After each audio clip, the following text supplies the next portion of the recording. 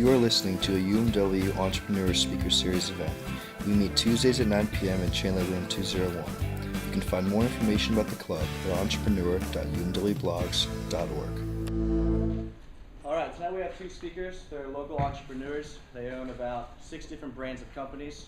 They've known each other since they're 12 years old. They wanted to start their first company when they were in high school. They partnered for their first company while they were in college. Chris was a junior, and he just got out of the Marine Corps when he started his first business, Coins for Anything.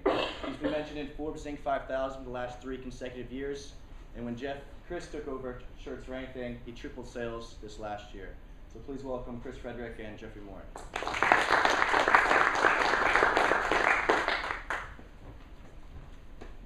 y'all doing? Hey. A couple disclaimers real quick. We've never done this before, so bear with us on the transitioning between topics. We were both in the Marine Corps, so if a bad word slips out, just drop it on the floor and leave it there. Basically, I started my first company when I was 19 years old. I was in the Marine Corps. It's called Coins for Anything. We're the largest private custom coin mint in the United States. We mint commemorative coins for President Barack Obama, as well as clubs, military units, different organizations and groups all over America. It's now, as Francis mentioned, it's an Inc. 5000 list company. It's been on there for the past 3 years in a row, which is Inc. Magazine's list of the fastest 5,000 growing private companies in the United States. Never did I thought or think when I was 19 years old aboard a USS Vessel that I would be owning a multi-million-dollar business and employing almost 30 people here in Stafford, Virginia. One being my mother, another being my sister. It's definitely a weird demographic in the office. I say my mom is our accountant. She keeps our books, which is good because I enjoy spending money, and she enjoys telling me no, that I can't spend it. Yeah, that's a little bit about me. We started a series of businesses. Coins for Anything 10 years ago was the first one, and we didn't know this, but the For Anything name happened to stem into multiple brands. We saw, being in business, that there were areas that could be filled with underserved markets, or markets that were being served that just were being served poorly. For instance, shirtsforanything.com is a online shirt designing company where you can go select the product you want. You can design it right online and just order it. Tell us the quantity you want, where you want it shipped, anywhere in the world, and we normally can do that in less than a week, which is unheard of in any type of custom industry. Pinsforanything.com is a lapel pin minting business. It's similar to coins. And then we have Signs for Anything, which is a full-service sign business. The bottom line is everything ends in For Anything. So when you hear us reference the For Anything network, it's a network of businesses, and one of the things a lot of companies can't do is cross-promote within different services or products. It's one of the things that we can do. One of the most expensive things a business has is acquiring a new customer. So when you own multiple brands that service all in custom areas, especially new business startups like shirts and signs and promotional products, we can really leverage the cross-promotion service in terms of what they need, and we're a one-stop shop in that essence. A little bit of my background. Jeff and I have obviously known each other for a long time. Quite literally, like Francis was saying, like he showed up on my doorstep when we were 12 years old. Was like, "You want to play?" You know. And that first night that we hung out, we played was it Hotels, and he kicked my butt in it, which is like a Monopoly game. So just to show the level of business relationship we have. But Francis invited us to come out here and talk about business, which that's all we almost ever talk about, even as friends. And it's good to build an environment like that and talk and bounce ideas off each other. We started the sign shop over here in Central Park, Sonorama, when I was a junior in college. I graduated from the Pamplin School of Business at Virginia Tech. Served as a logistics officer in the Marine Corps, and then I was literally standing in a trash dump when he called me one day and was like, hey, you know, I've had this idea for doing shirts, you know, we have all the competitive advantages, we do all the contacts, to be able to service the shirt industry online just as well as anybody else and be just as competitive. So we decided to pull the trigger on it. My last year that I was in the Marine Corps, I was in Afghanistan, we built the website, and you know, we've kind of moved from there. You know, I've got out a year and a half ago, been here running shirts and signs out of Central Park, and we've had some great success in just 1 year of working both locally and online. And I've really focused on locally to get us off the ground, to get to the point where we can put more money into the online business. So, you know, we were asked to talk about, you know, starting our own business here, and then mistakes we've learned over the years. You know, it has been, I guess, about 6 years we've been partners, and we're no geniuses. It's definitely a learning process, and we've kind of learned along the way.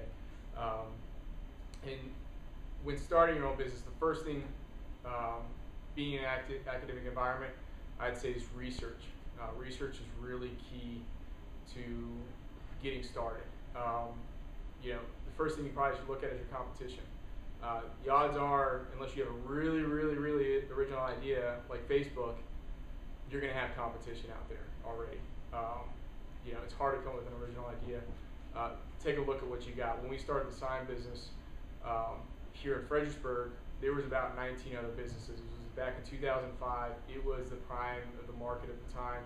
There was a lot of competition, but we were literally sitting at a bar in Stafford talking back and forth on what the advantages and disadvantages of starting this shop, and we did it.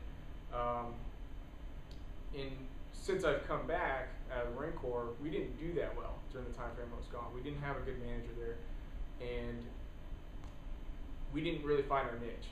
We didn't have that niche that we needed. One of the first things I realized, being partners with Jeff, that we can be a one-stop shop for businesses here in Fredericksburg. They come in, you know, initially to get their big building sign, but we can also provide them with their business cards, their flyers, their t-shirts, their uniforms, all that stuff that they need to get off the ground. So we usually do a package deal with them, and that is really the niche that we've fallen into. And the businesses around here responded very positively to that. And then, you know, noticing the trending in the market, you know, we started out doing a lot of vinyl work, and now we do a lot of digital printing. We hardly ever cut vinyl on things. Doing that research is key to starting your first business. You know, I do it more locally recently, and you know, we're transitioning shirts into an online business that you can do the same thing where you can order just like you can order t-shirts online. And Jeff has a lot more experience on the online competition portion. Yeah, definitely. It's important. Obviously, everyone always thinks that to be a business owner, you have to be this genius 20-pound brain person where you're going to come up with this original idea, like Chris mentioned, Facebook. That's not necessarily the case. I mean, one of our largest brands and our second brand that I started, which is also a multi-million-dollar online company, is Awards for Anything. And it is an online award manufacturing company where we will allow customers to go on, select trophies, acrylics, plaques, any type of recognition product, and it gives them the variance of size and color and shape and whatever they want engraved. And it's all fully automated. Well, I started this company 5 years ago, and it was not an underserved market at all then. There was a lot of competition online. There's a lot of local award shops. Obviously, everyone knows what a trophy is, which is not an issue at all if you're selling a product that no one knows what it is. But with the online award competition, one of the things that I started to do with comparing competition is what they did or what they weren't doing that I could do. One of the biggest things, and again, I push it over and over again with all of our brands, is our turnaround time. Everyone always comes into all of our businesses and they have these unrealistic expectations in terms of how fast we can produce something for them. They'll come into our store like we're going to be able to crap out a t-shirt in 15 minutes for their event. It's just not going to happen. So it's the same thing with award products. I mean, people are busy every single day with their lives. You have children, these soccer moms that have 1 or 2 kids that are on a soccer team, and they go, oh crap, I need to order trophies. Well, the local shop is going to be overwhelmed with all their local business, so they're going to tell them, it's going to be 2 weeks.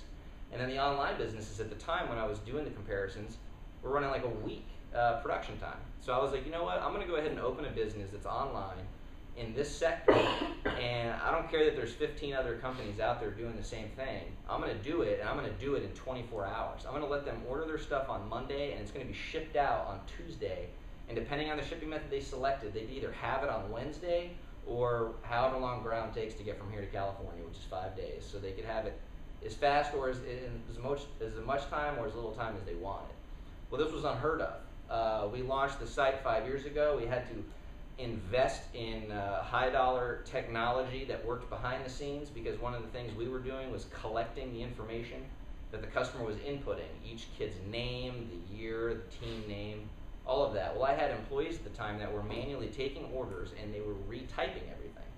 Well, if you can probably imagine, every other order that went out the door got called like, my kid's name's spelled wrong. Well, I'm like, number one, you shouldn't spell your kid's name Mandy with a K or whatever they did. So we obviously invested into the program that allowed us to import information directly from the website into our laser engraving software, which meant an order could be placed at 1 o'clock in the afternoon and we could have it engraved by 1:05, and it's being applied to a product that was being assembled 10 minutes after that. So literally you place an order at 1 o'clock, we already have it made, engraved, and in the shipping department to get packed and sent to you within 45 minutes of when it was placed online.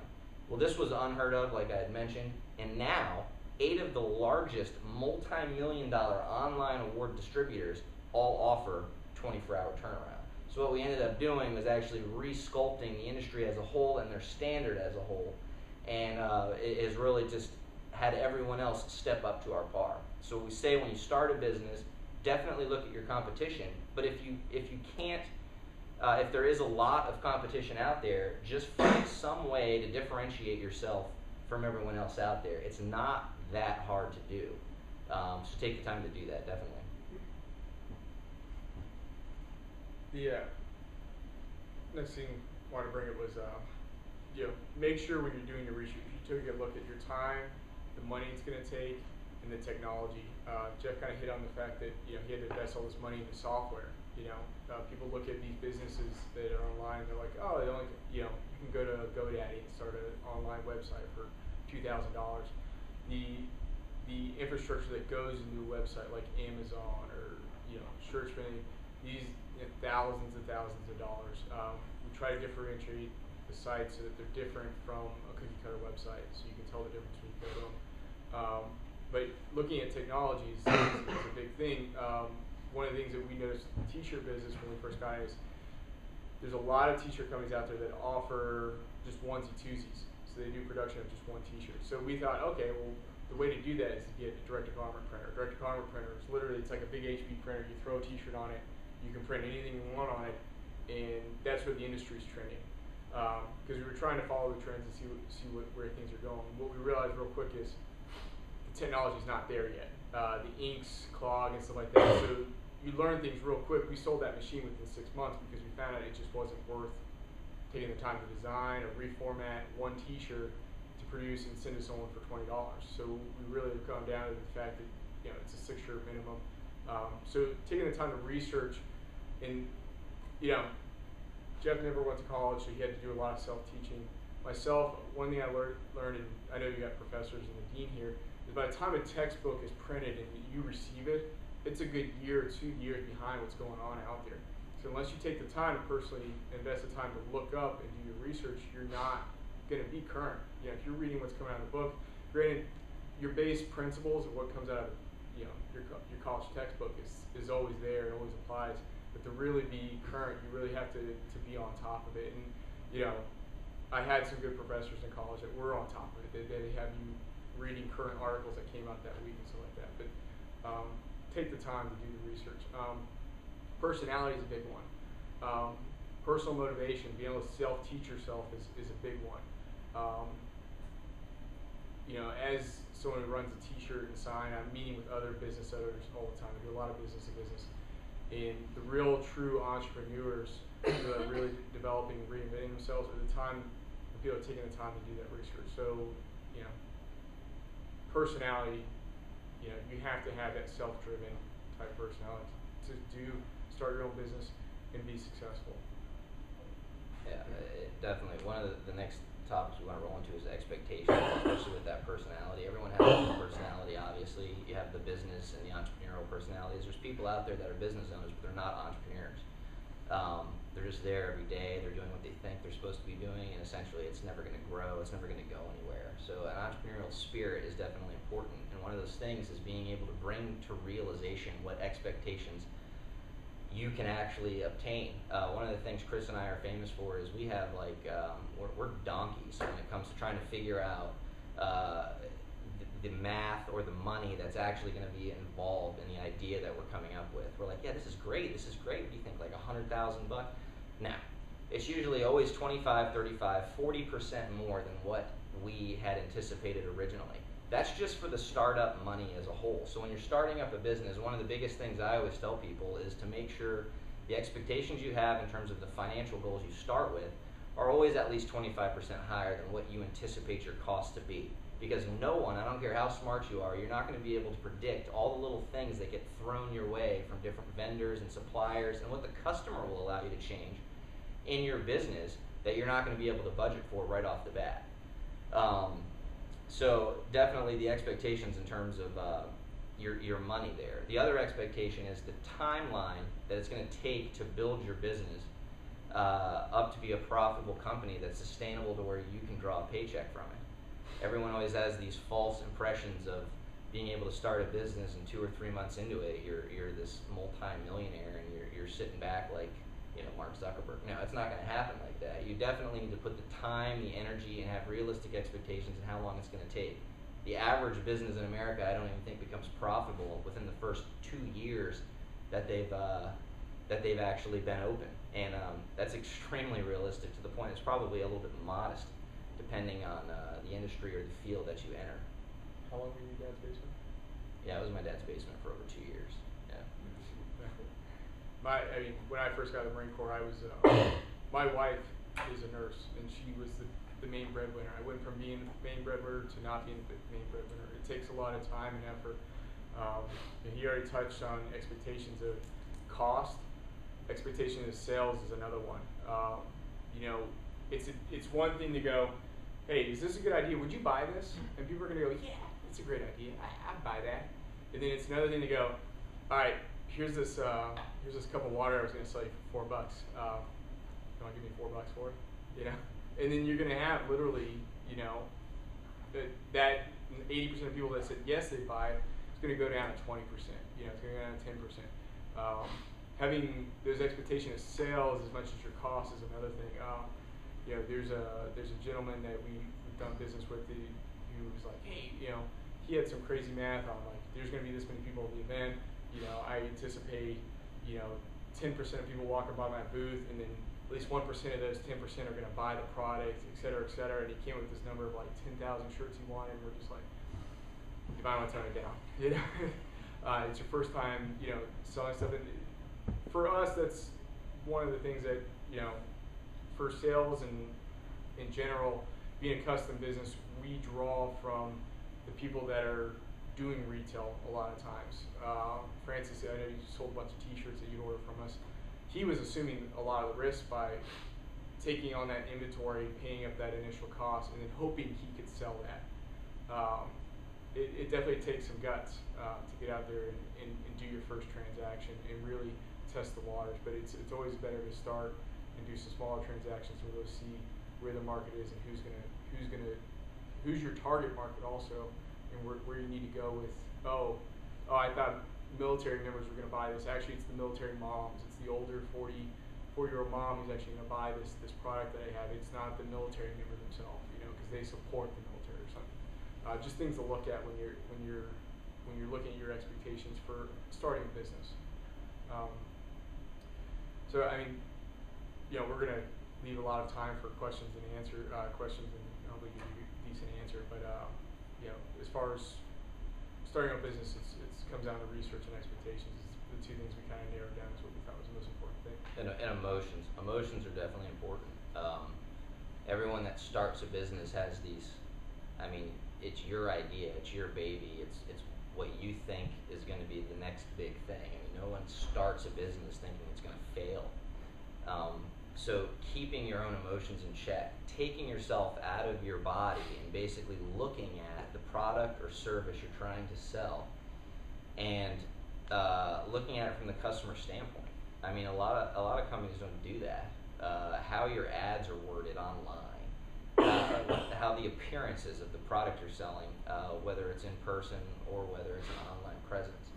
All these little things, people get these emotions about everyone's going to want this because you think it's a great idea, and when you pitch it to people, you realize real quickly that no one's going to really want it, or you need to fine tune the way that you're approaching these people to sell the product. So definitely take the emotion out of the product when it comes to advertising, and when it comes to creating the way you're going to sell it. Because everyone's definitely not going to see eye to eye to you with whatever it is the service or product it is you're selling. The next thing we want to talk about, I mean, those are some generic, real basic startup topics. One of the big things is that I want to talk about with everyone here, especially if you guys are looking at starting up businesses, is the lessons that we've learned. Like Krista says, I've never been to college. I have 3 college credits. I don't even know if that means anything. And it's one of the things where the lessons I learned, I wish people would have taught me or said something, or I wish I could have sat in a classroom and learned some of the things that we've made. Because now that I look back at them, I'm like, seriously right now? I mean, we did that. So we're gonna share some of those with you guys. You know, it's almost gonna seem like a bash session for both of us. Please don't look at us like we're morons, because, well, I'm not gonna say we're not, but one of the things I'm gonna start off with right off the bat is accounting. Whenever you start any business, I don't care how big it is, how small it is, I didn't want to do it. I didn't think it was important. Accounting is extremely important whenever you start any brand, any business, anything. You want to definitely start right from the beginning. Invest what little money you have into the systems and software to help in the long run grow your business. I didn't do bookkeeping seriously. I ran my business like it was a lemonade stand, and 2 years into business, we were audited by the IRS. Was it fun? Heck to the no. Did I have to spend a lot of money to get it back up to par where it should have been for being a $500,000 business at the time? Yes, we had to spend 3 or 4 weeks trying to fix our books, and gobs of money just having accounting firms come in and try to get us back on track. So definitely, the things that aren't that enjoyable with your brand, one of them is going to be accounting, unless any of y'all are accountants. Make sure you do it right from the get-go, that's for sure. I think of accounting. I got a B in it my first semester in college, and I got a C in it. And his mom is really kind of our bookkeeper accountant. Every time I get an email from her, it's like, I got 2 today and I haven't opened yet. So it is painful, like you said. One of the other things that's very painful is contracts. If you're going into a contract, it should be painful. If you're going into a contract and you're like, man, this looks good, yeah, we're good, sign there, you got screwed. You got screwed if it wasn't a painful process. In 2005, when we started the Sign Shop, we were sitting there and they were going, you have to sign a 10-year lease. You have to, there would be no options for getting out of your lease. It's $28 a square foot for 1,480 square foot space. And at the time, there was only 2 open spots in Central Park. Who thinks that's a good idea? We did. We're still stuck in that lease. We still have another 4 years we'll be in Central Park. There's certain things, and that's kind of a hindsight 2020 type deal. If you were back there in 2005, you're looking at your business, same thing when we go back to the cash flow thing, we're going, oh, okay, well, the average, sign shop does this, covering this lease won't be a problem. Well, who knew in 2007 that the economy would completely, crap out, and we'd be sitting here trying to figure out how to make our lease payments. If we had taken the time to put in an option, to get out after 5 years, or if we had taken the time to go, we're not going to be trapped for 10 years of our life, knowing what we know now, we probably wouldn't be in this pickle still. That is a serious bash on. That's probably one of the biggest mistakes we've ever made. But we found ways to make it work in this economy. And we're and you find ways that's the thing of being an entrepreneur. Like when you get a shit sandwich, you got to figure out how to sell it, and figure your way around it. There's been other things where we should have had a contract. Jeff has a lot of time with internet development. Elaborate on that one a little more. Yeah, contracts are weird.